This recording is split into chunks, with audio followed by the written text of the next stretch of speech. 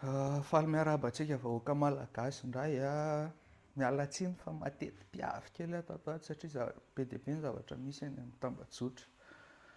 Ny zavatra ho resahako eto dia zavatra anankiroa.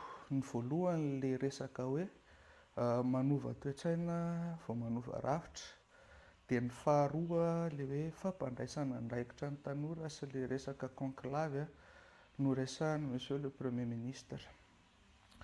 Voalohany tena aloha dia miala tsiny monsieur le premier ministre, hevitra ihany ny anahy aza raisina hoe fanoherana na inona satria miady hevitra tsika.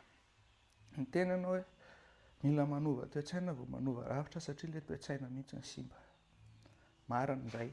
Fa misy ohabolana malagasy izay miteny hoe tanana zatra mitsotra hozy tsy afaka hivokina intsony. Izany hoe toe-tsaina ny zavatra anankiray iny, ary marina matoa miteny malagasy hoe rehefa diso zatra nangalatra loatra ny olona anankiray sarotra be ny tsy angalarany. Ary izay ny zava-misy efa raiky tapisaka amin'ny mpitondra fanjakana, to dia atomboko any amin'ny mpitondra fanjakana ny fanaovana kolikoly isan'ambaratongany. Ho raisintsika ohatra amin'izany ny rafitra fitsarana. Nametraka tsika disiplinina, mametraka tsika règle, fa misy foana olona mahita hoe makatsy tsika dia tsy tratra, miresaka amin'ny procureur ratra tsika dia afaka manova ny didim-pitsarana io, miresaka amin'ny magistrat tsika dia mandeha ilay kolikoly. Ahoana moa izany ny fehezana n'iny kolikoly iny? Dia omeko ohatra tsotra be tsika. Ohatra anatin'ny rafitra mantsy misy hoe système de structure.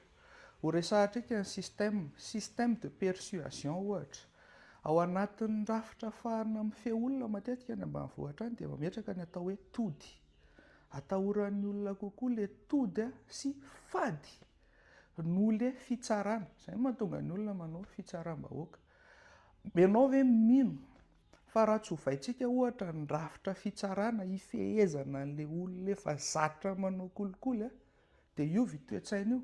Izay no ilazana hoe rehefa mipetraka mazava ny rafitra rehetra, règle du jeu rehetra tsy ahafahan'ny olona anankiray manao kolikoly dia voafehy izy dia miova ho azy ny toe-tsaina. Ohatr'izay koa ny fampianarana.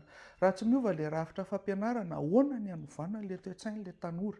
Misy zavatra apetraka ao izany. Dikan'izay ny rafitra no mifehy an'ilay toe-tsaina, ary mila olona tena vona hanova an'io rafitra io izay vao miova ny toe-tsaina. Miala tsiny fa tsy maintsy rafitra aloha amiko ny miova voalohany izay vao afaka hifehy ny toe-tsaina, satria averiko ilay ohabolana malagasy hoe tanana zatra mitsotra tsy afaka hivokina intsony. Faharoa, laza nareo fanomezana sehatra ny tanora. Miala tsiny monsieur le premier ministre, teo ianao tamin'ny entretien-ko tamin'izaho nanao ministre. Ny antony anankiray tonga nampostila dia nametraka tsara hoe aoka ho fenitra farany ambany ny traikefako sy ny diplaomako. Dikan'izany hoe seuil minimum, tokony hoe olona mahay noho izaho izany eo amin'ny toerana ministra, ary izaho efa nanaiky an'izay hoe tsy ampy-traikefa matoa tsy voaray. Fa averiko nefa fa misy ministra ao ary misy tanora fantatro tsara any double doctorant, manana traikefa lavitra noho ministra ireo, ka eo ilay fanontaniana hoe ilay traikefa marina ve no jerena sa inona ilay zavatra misy. Fa amiko monsieur le premier ministre, be dia be ny entretien efa nataoko tany amin'ny ONG, tany amin'ireny organisme international ireny, fa ny entretien nataonareo anahy amiko tsy entretien ireny. Niezaka ny nangina, Birija moa to dia nireagira fa izaho nanetry tena tsara.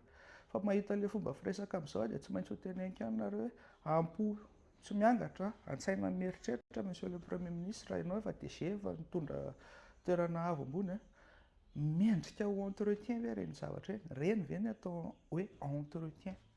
Tsy haiko aloha, mety hoe izay izany ny entretien aminareo raha hoe entretien na ministre. Fa tiako hoe vereny dinihana kely monsieur le premier ministre, ireny ve ny atao hoe entretien?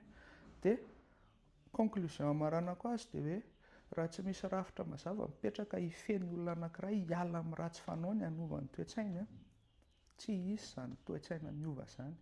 Raha mbola ny zavatra efa nisy teo aloha ny averina, tsy hisy izany toe-tsaina miova izany.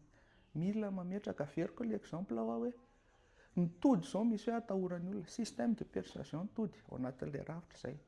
Ny fady respecten'ny olona le fady satria iny napetraka rafitra napetraka tao an-tsaina fa maninona ny tsy rarahin'ny olona ny fitsarana satria aina contourner an'le système aina miala amin'le rafitra donc ahoana ny anovanao an'le toe-tsaina amin'izay fomba izay raha tsy fihezinao mihitsy aloha izy tsy afaka anao an'iny fahazaran-dratsiny iny mankasitraka indrindra tompoko.